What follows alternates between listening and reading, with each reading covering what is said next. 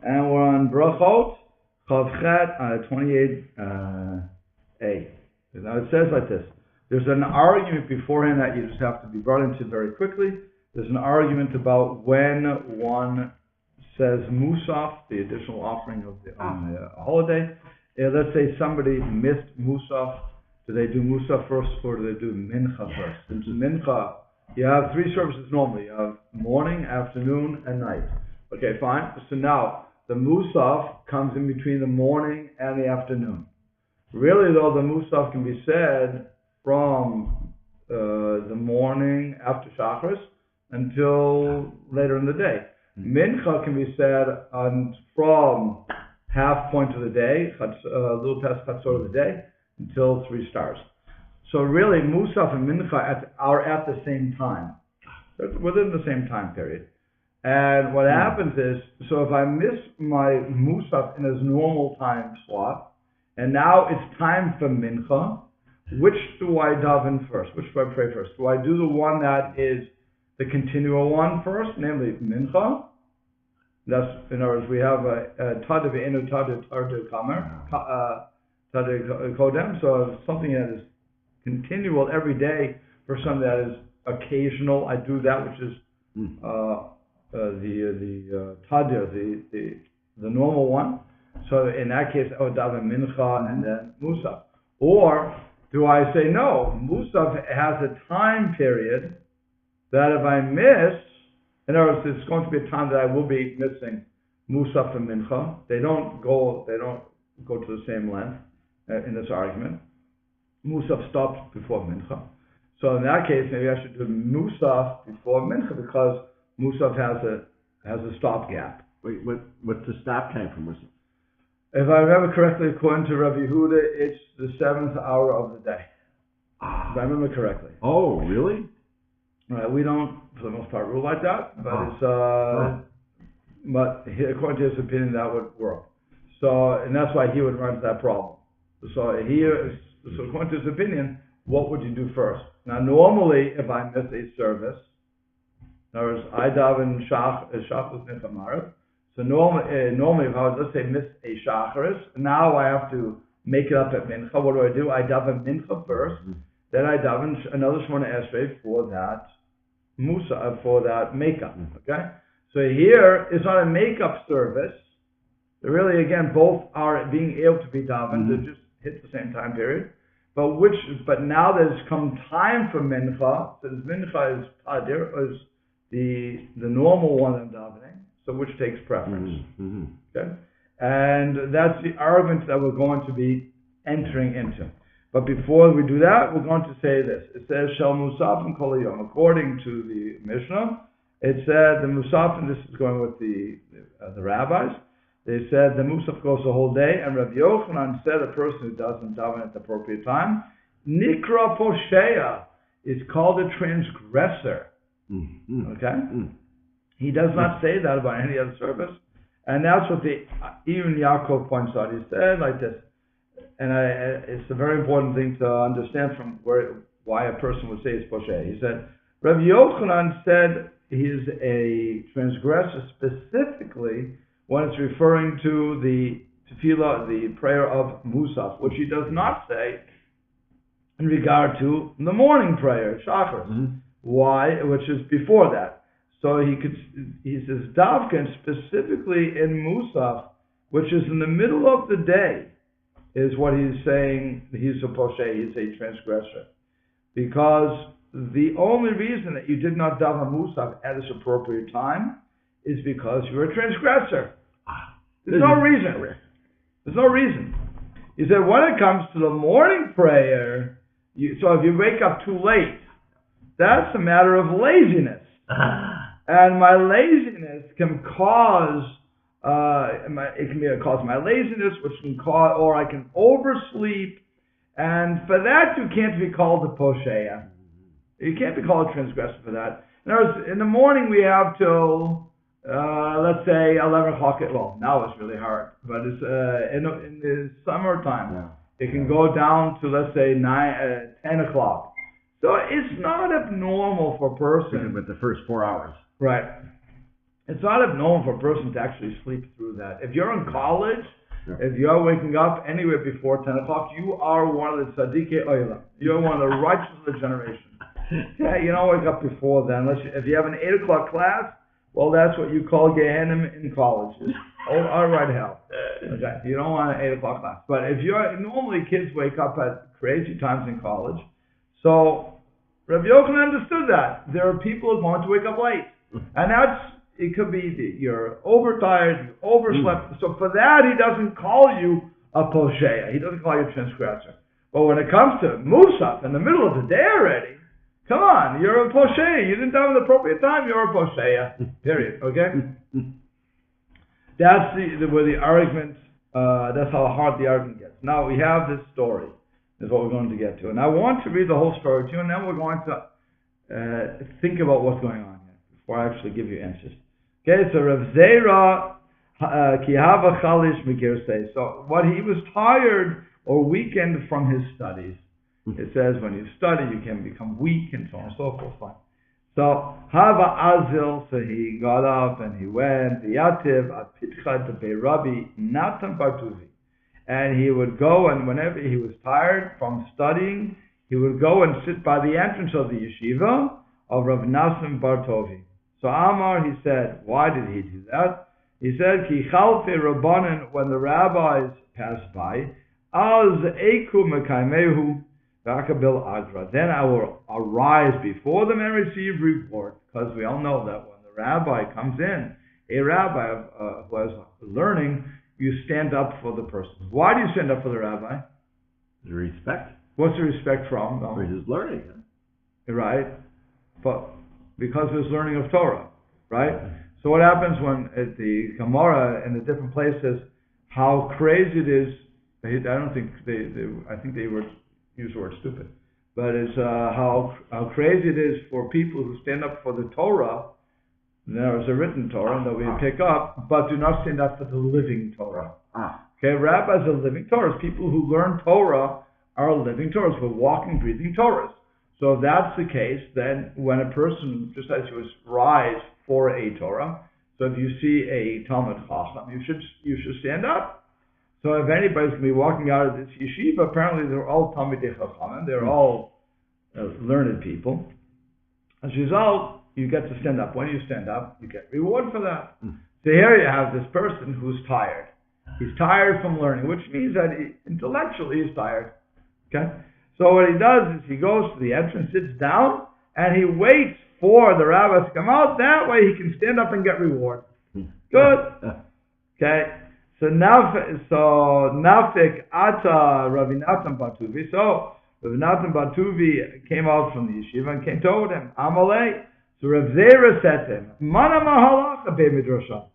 So who in the study hall in your yeshiva says that the law goes with Rabbi Yehuda? Remember Rabbi Yehuda said, and I'll just refer back to that. Rabbi Yehuda said that anyone who prays after the 4th hour Shacharis is no good. So he goes by the 7th hour, I believe, is also, he said, what did he say? He said, I can't find it right now, but it's, I forget what he exactly, we'll come to it. Okay, so Rav Nasim Bartubi said to him, Hachi Amar Rav Yochanan. Rav Yochanan said like this, Ein halacha Rav Yehuda. The halacha is not like Rav Yehuda. The Amar, here it is, I knew I saw it before. The Amar mitpalel Adam shamusav v'acha mikach palel shemincha, who said that a person should first daven the prayer of Musaf and then afterwards mincha. He said the halacha is not like that. The halacha is the other way. That we should daven mincha then Musaf. Okay. So Rav Yochanan Amar Leib, so Rav Zer said to him, Rav Yochanan Amaru? Rav Yochanan said that? Amar Leib? He said, yeah. Rav Yochanan said that the halacha does not call to him, and that we go the other way. Fine. So so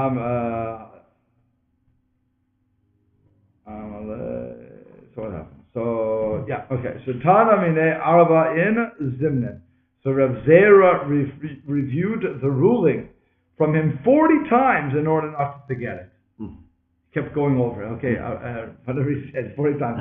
Halacha does not follow review. Fine. So Amalei, seeing this behavior from Rav Yochanan, from Rav Zera, so Rabbi Nassim Vatovi said to him, Chadi Hilach, what is this statement of Rav Yochanan the first time you ever heard in his name, that you're repeating it 40 times?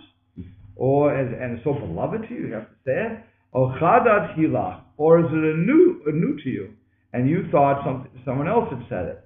So Amalei, so Rav Zera said to him, Chadat Hili, it is new to me. Mishum de Misfak Alei Rabbi Yoshua ben Levi, because I thought that perhaps Rabbi Yoshua Halevi had said it. Okay, that's where that part stops. Okay, so now just to finish with the Gemara, no, we'll stop that. You don't have to go further for this story. Okay, so now, what was going on here? Why did he, when you're tired, what do you do? If you're tired from learning, what should you do? We know what Reb Zera did. He went to the beit medrash. But normally, when a person's tired, what do they do? Rest. They sit down, they rest, or they go for a walk. They get their mind memory. He's tired from learning. So you go, you have a snack. You go to the kiddush room, you get a cup of tea, talk with the guys, go to the lunchroom. That's what people do in the schools. And so, like I said, you take a walk. You don't go to a beit medrash, sit on the outside waiting for rabbis to walk up so you can pop up. It's just not normal. Okay, then what happens? And he asks the rabbi about the halacha, and then he repeats it 40 times, so on and so forth. What's going on here? What is the Gemara, by teaching us this story, trying to instill in us? That's really the question. Remember, whenever it's brought down in the Ein Yaakov, it's stories that are trying to tell us something.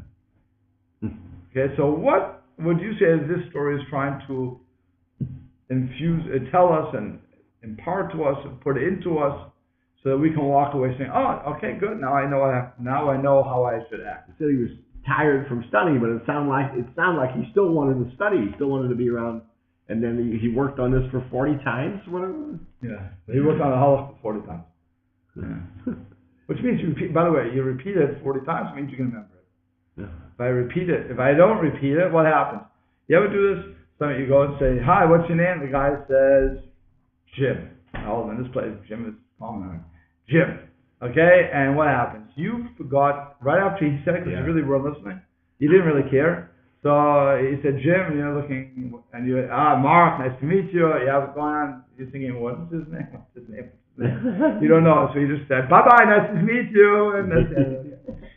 Unlike other people, what will they do? You say, "Hi, what's your name?" The guy says, "My name is Jim." "Jim, no, what a pleasure to meet you, Jim." So where do you come from, Jim? They say it 3, 4, 5 times, so they have a chance. They're remembering what your name is. Okay? And that's what he's doing. He learned a halacha. He doesn't want to forget it. He thought that Rabbi Yoshua ben Levi said it. Now he has Rabbi Yochanan said it. So he wants to make sure that and why does he have to do that? That's another question. Well, okay, who said it? When you come to me, when you come to a rabbi and you ask the rabbi, "What's the halacha?" The rabbi tells you that it said there's a halacha. You don't ask who said it. You don't really care who said it. That's a halacha. That's a halacha. Okay. And if I find some other rabbi who disagrees, so I'll think, wait a second, but I thought he said, maybe he must not have. I must have forgot. We don't really go through that, right? So why is he so concerned about who said it? All these questions really have to be asked about the Gemara. The last one I'll answer very quickly. The reason I have to know who said it is I have to know first of all, I want to make sure that the tradition is brought down correctly. Remember, it's an old tradition. As an old tradition, I owe it to the tradition to make sure that the is brought down properly. Because otherwise, Rav Yochanan may have said A and B, and both of them would be contradictory. Because I heard that was Rav Yochanan. You told, and then I'm quoting Rav Yochanan. Really, you heard Rav Yochanan say the exact opposite. So what did he say? So So here when I'm corrected to say, oh no, it's really another rabbi, another school of thought, so now Rav Yochanan is not in trouble with his shita, with his opinions. His opinions remain solid. Okay, so again, as somebody who cares about the old tradition, we have to make sure that we know who's saying what, and then we can line it up. And by the way, I think that if you do that, you'll actually see that there were schools. You can put the rabbis into the schools of thought, just like today. That if you know that if you hear three rabbis say something, yeah, we just had a rabbinical thing at the Federation. Okay, so the Reform, Conservative, and myself, all three rabbis got up and gave little drushes. Fine. If the people there understand what the differences are between myself, Rabbi Friedland, and Rabbi Robichaud, that's Reform Rabbi, presently at Bethel. So that then they would understand where we're coming from and would understand our words appropriately. On the other hand, if they think that we all believe the same, they're all confused. You understand what I'm saying? You can't believe we're all the same. We're not all the same. We have totally different theological upbringings. We're coming from different places. Each one of us. I'm the Orthodox. Friedland's the Conservative. Robichaud is representative of the Reform. I don't know if he actually is Reform, but he's representative of the Reform. Okay, so therefore they're coming from there, though we are all coming from our own perspectives. So therefore, when we say something, it has to be understood that it's coming from that spectrum. So here, and it wouldn't be fair to say, I said something I didn't say, right? If they would say, the Rabbi Neville was here and he didn't say anything. Well, no, that's not fair. I just didn't argue at that point. That doesn't mean I agree. Yeah. So it's the same thing here. If Rabbi Yochanan would have been quoted as saying something that he didn't say, and then he said something like here, he says, the halacha is not like Rabbi Yehuda. And he thought the halacha was like Rabbi Yehuda. Right? So that would have been a mistake. So you would have had a whole argument. It would have taken 5 pages of Gemara to figure that out. Okay? So here he finds out, no, he's wrong. Great. And so he puts that into his memory bank. That's one thing. But the other thing, and this is a whole philosophy, which I found fascinating from the Eitz Yosef. He said, what's going on here? Why did we have to hear that Rav Zera was tired? So he said that it's looking at the behavior of a Talmud Chacham and what we should all be striving to become. It says that the students of Avram Avinu, they ate in this world and they inherited the world to come. In other words, we always say, whatever I do in this world is always building up my edifice for the world to come. And so, I'm just going to summarize. It says, everything that one does has to be for the sake of Torah. So that being the case, here I am tired, but my whole desire is to serve God with every fiber of my being. So what I'm going to do is, even though I am tired from learning myself, I'm going to go to the beit medrash, not into the beit medrash, because I'm tired from that. My mind is not willing to absorb right now. I understand my mind is not there. So what I do is I sit outside and I have a mind that I'm going to drift a little. But I also have a mind that when a rabbi comes out, I'm going to at least fulfill the mitzvah of standing up for him and receive reward, thus again further building my edifice. Because everything I do, may it be eating, sleeping, exercise, whatever I'm doing, has to be l'shem shamayim. And that's what this story is teaching us. Because he, like I said, he could have taken a walk in the field. He could have done anything. But no, he chose to go to sit at the entrance of the beit medrash so that when they come out, he could stand up and get a reward. And then what happens, once somebody comes out, he actually asks a question on, it wasn't good enough just to stand up, but he had to ask a question, how is the halacha? And when he was told the halacha, he didn't just say, oh great, let's have a cup of tea. No, what he did was he reviewed it 40 times to make sure it got into his memory. And that's so much so that when the rabbi asked him, what's going on here? So, what are you doing? And he said, well, I learned it in the wrong way, so I have to learn it the right way. Okay? is a very beautiful way to look at that story and what it's trying to give over to us, namely that even when we're tired, it doesn't mean that I should run to Google, Facebook, and all the other things we love to do. It means that I should take a break with Shem Shamayim and still be surrounded with Torah in some manner, always ready to do a mitzvah and not to do an avera, which would be the classical, I'm going to go to the water cooler type of thing. Or I'm going to have my cup of coffee, I'm going to see somebody and we're going to schmooze, we're going to speak Lashon Hara, all great. Again, there has to be the connect between what I'm learning and what I'm doing. There's disconnect that we all understand. We all know the disconnect. We all have disconnects. But what Rebbe Zeir was trying to show was there should be no disconnect in your life. There should always be one continuum. I want to serve Hashem, and the way to do that is to learn Torah. Okay? That's story number one. Was basically what it's teaching. Okay. So now the second one. Now we're right where you are. Yeah? We should be right where you are. Okay? So it says like this. The Mishnah states, Rabbi Nechunya ben Hakana having Palel, Rabbi Nechunya, the son of Hakana, would daven bichnisato beit hamikdash, beit medrash. Would daven when he was going into the house of study. Uvitziato tefillah, and when he was leaving, he would also say at tefillah ktsara, a short prayer. In other words, when he would go in, he would mumble something under his breath, and when he would leave, he would mumble something under his breath. Well, apparently that became his modus operandi. So people asked him, Amrulo, Mama kom tefillah. What is the nature of this thing you're mumbling? What prayer you're saying? Amrulahem. So he said to them, Vichnisati, when I enter the beit medrash, I need mitpalel, I daven, shelo ye'ara tekala al yadai, that there should be no misfortune, nothing. There should be no mistakes via my decisions. Uvitziato, when I leave the beit medrash, ani noten hoda al tzaki, I give thanks on the portion for my portion. Okay. So number one, we learn again. There's a lot to learn here, and the first one is what was it? Shelo ye'ara tekala yadi. So the Eitz Yosef says that the kavana, the intent here, is there's within free choice, one has the opportunity to do bad or to do good. When a person does good, Hashem helps him.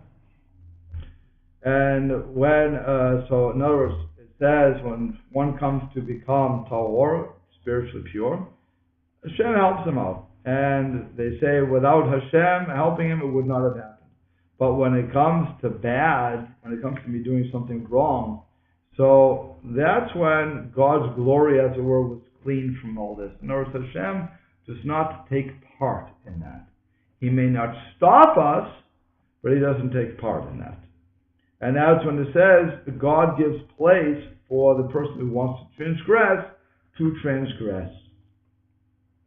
And so it's informing us, the Meforshim tells us that when it says Ten chalkem tortecha, that you should put your portion of Torah in our that we should have a portion. That we should have. You should give us a portion of your Torah. It means that every person has a portion in the Torah if he puts in the effort to get it. Okay, the Pirkei Avot, we talked about Pirkei Avot before. The ethics of the fathers. It says Torah is not an inheritance. Just because my father is a Talmid Chacham doesn't mean that I am a Talmid Chacham. It's not like the king. It's not like Kahuna. It's not like being a Levi. It's not like being Bill Gates' kid. You don't get the money. You don't get the reward unless you put in the work. So if I put my work into the Torah, I'm going to have it, because all Hashem wants is me to put my work in, right? And as I was saying before, if you put your work into your college education, you're going to come out smelling like roses. If you don't, you won't. You can't just expect to get A's. Okay? And on the other side, Messiah Nofel Alaneba, and but it can also, if I don't put it in, it's going to be no good too. So he says, if that's the case, so when a person becomes smart, or he has this great portion, he should not be arrogant in this. He shouldn't say, wow, what a smart guy I am. If it wasn't for my brains, I couldn't have pulled this out, so on and so forth. He realizes that everything is from Hashem, and he understands this. But when it comes, so that's why he says that you shouldn't, that's why he's praying, he gives thanks on his portion. On the other hand, why does he say that they shouldn't trip on via me? Because when it comes to doing wrong, God forbid, so that, like we already said, is not on God. That's on me. Okay? It says, because I didn't work hard enough. I didn't put my time in. By the way, if I don't, what's the answer to that? Let's say you go to a person, right, and you ask the person, whatever the field is going to be. Let's say computers. I'll take it totally out of religion. Okay? You ask, you say to the person, you're supposed to go with computers, right? And the person, yeah, not bad. So I have a bug on my computer. So the person says, oh, let me look at it. But really the person doesn't know what he's doing. He can end up destroying your computer. Okay? And that's part of it. But now, what's he going to say? Oh, well, it was broken anyway. I tried, but I couldn't fix it. Okay? It wasn't an effort that was put in properly. And that's him. That's all on him. Because what he should have said, or she should have said, was, I'm not, this isn't my field. And the same thing with a rabbi. When you go to a rabbi and you ask him a question, the rabbi has to be able to say, you know what, it's a great question, I don't know the answer of it. Let me ask. Let me do some research. Doesn't want to say ask me. And then he has to do his due diligence to figure it out. If he does his due diligence and he makes the correct calls after doing his due diligence, checks out with his colleagues, checks out with his rabbi, so fine. Then when he gives you an answer, the odds are his answer is right. Okay? But on the other hand, if it's not that way and you're just thinking on your own, the odds are you could be very wrong and could cause somebody a major stumbling block. So that's why he says, I pray that there's no stumbling block via me, which means that I was too arrogant to do my work. And that sin is on me, that's not from God. And that's why he says, when I go out, so I praise God for giving me the ability to rule right, but I know that ability is only coming from you. Okay? That was his two prayers. So far, so good? Yeah? Everybody's good? Mm-hmm. So that's just like this. This is the Gemara on that mission. It says, Tana Rabban, rabbis learned, because when he entered into the beit medrash, Mahu Omer, what did he say? He said like this. This is a long text. Yehi ratzon fanecha, Hashem Elokai. May it be the will before you, Hashem, my God. Shelo ya'ariv davar t'kala al yadai. That there should not be a bad thing. In other words, I shouldn't rule incorrectly. It's no mishap. Should happen because of what I say. V'lo ekashel b'davar halacha, and I shouldn't trip in the words of halacha. V'yitzchu bi chaverai, and my colleagues be happy. They shouldn't be happy about that. The question, of course, could be, how could they be happy? It's not nice they should be happy in that. After all, they're all in the same field. Okay, so why should they be happy? And then below Omer al Tametor, and I said I shouldn't say something that is unfit, impure to be pure. Below al Tahor Tame, or something that is pure. I say it's impure. And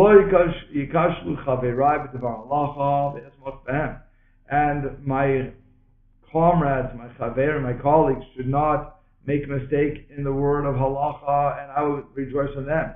So fine. And then when he would leave, he said, Moda anil fanecha, Hashem Elokai, I admit before you, Hashem, Hashem my God, shesamta chelki, that you have given me a portion, yoshvei beit medrash, from amongst the people who sit in the beit medrash.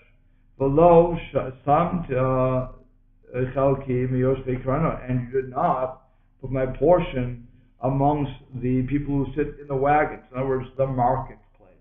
You didn't put me in the marketplace. You put me in the beit medrash. Why? What's the difference? Hey, mashkimin v'ani mashkimin. Both of us get up early in the morning, so that's not the difference. Hey, mashkimin the devarim v'telim. But the difference is that when they get up early in the morning, they're doing it for devarim v'telim. They're doing it for how do they say that?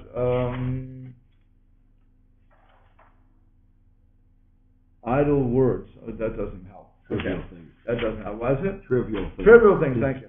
Okay. They wake up for trivial things. Ani mashkimim. Ve'ani mashkim l'divrei Torah. And I get up early in the morning for divrei Torah, for words of Torah. Ani amil v'hem amelim. I work and they work. Ani amil v'kabel schar. I work in Torah and therefore I receive reward. V'hem amelim. They work in these idle matters. Ve'enim v'kabel schar. And they don't receive reward. Ani rot v'hem rotzim. I run and they run. Ani rush l'chayil mabah. I run towards the world to come because I'm learning Torah and I'm following mitzvot. But v'hem rotzim v'ir shachet. And they are running to a well of destruction because they are not the pit of destruction. Okay, well of pit. Who's the people he's talking about? Yosef Krano, people who live.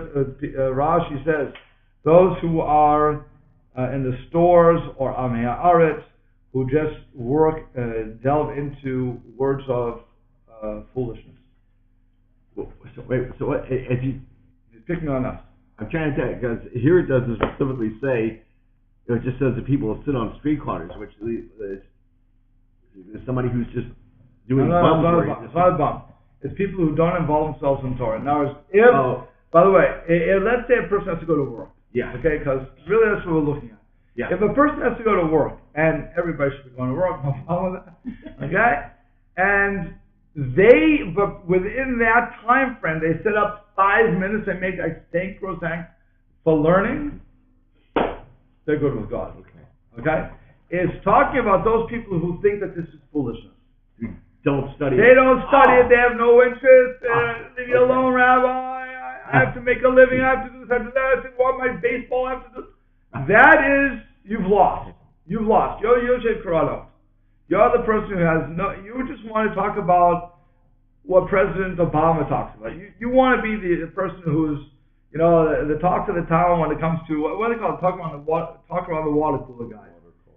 That's what you want. That's your whole aim, to be that. So he's saying, and we both, by the way, it's interesting. He's saying we both get up early, we both work hard, and we both run to do it. The difference is, I'm doing something for God, I'm doing something for the ultimate reward, and I'm going to, God will be a reward.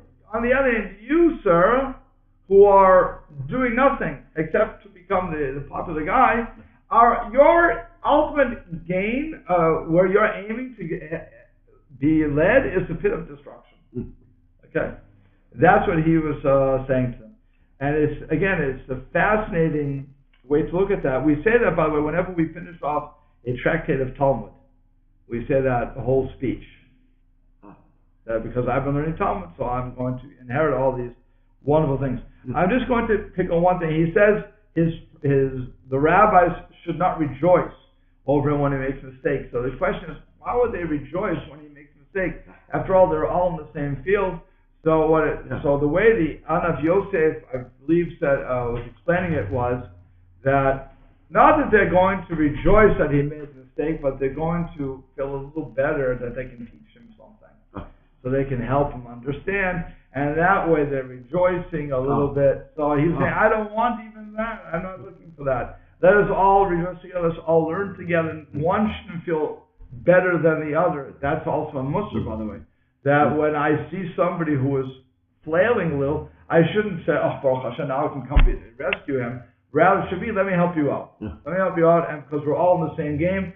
Just like I won't know, just like you don't know it today, I may not know something tomorrow. We're all equal here. Everybody's equal, real communists.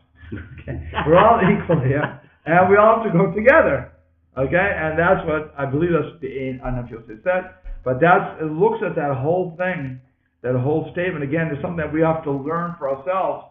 that we shouldn't be arrogant in our learning. We should never consider ourselves better than the other guy. We should know that when we're learning Torah, if we're privileged to be able to sit in the beit medrash and learn, or even if we have to go out and work, but we're going to make time for the beit medrash to learn, that we're going to ultimately get our reward in Gan Eden, and that's what we're working toward in that situation.